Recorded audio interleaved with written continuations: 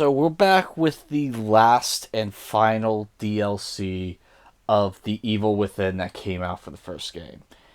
And I was not expecting a lot out of this because the previous two DLCs were extremely disappointing to me, in my opinion. However, after playing the Executioner, I can easily say this is a must buy.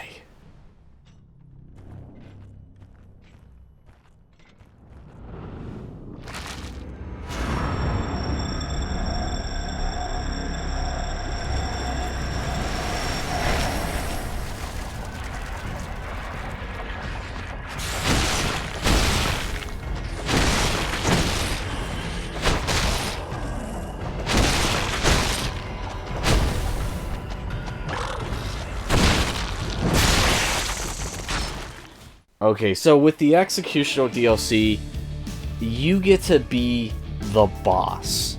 Now, I'm not talking about the big boss. I'm talking about one of the bosses in this game that Sebastian had to face off against, the Keeper. And it is such a tonal shift from the first game. So, for starters, you play this game entirely in first-person mode. And because of that and the atmosphere, this feels like Resident Evil 7 at times. Like, hell, I could hold up a screenshot of Resident Evil 7 and this, and I'm sure I could stump a couple of people on which game was, because that's just how closely they felt in terms of this game. But in the first game, like the main campaign, you have this sense of fear and dread throughout the entire thing. You have no idea what's going to jump out at you. You have no idea what turn is going to be your last. You don't know if you're going to have enough ammo for the next fight. And there's just this overall sense of dread you have with playing the main campaign. In this, it is drastically reversed. And you go through a lot of the same locations you went in the first game. And you'll be going through locations where you have no sense of dread whatsoever, because you are the boss. And I mean, you feel pretty unstoppable at the start, but you get an unlock tree system that you can unlock your abilities and whatnot, and you just become more and more and more powerful the further and further you go in this game.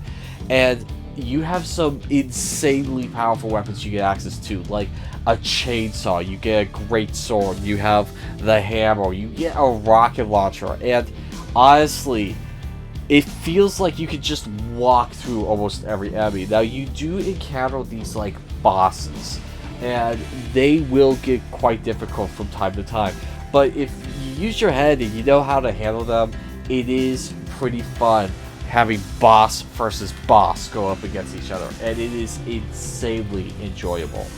And one thing I absolutely love is the Keeper doesn't feel underpowered. There's so many times you go up against an enemy in a game, or you go up against a weapon in a game, and you finally get use of the enemy or the weapon, and they feel so underpowered. It's like, why was I getting my ass kicked by this? But in this, no, you feel like a nuclear weapon when you're going through zombies and you're going up against bosses, and I absolutely love it. The unlock system is a lot of fun. I loved leveling up my weapons, my health, my speed, my defense, just feeling more and more unstoppable. My one criticism, though, is the final boss fight. The final boss fight is poorly constructed, and it utilized things that I had no idea I could do, and it forced me to go online to find help, which automatically, honestly, this almost got an 11 out of 11 for me. That's how fun this DLC was.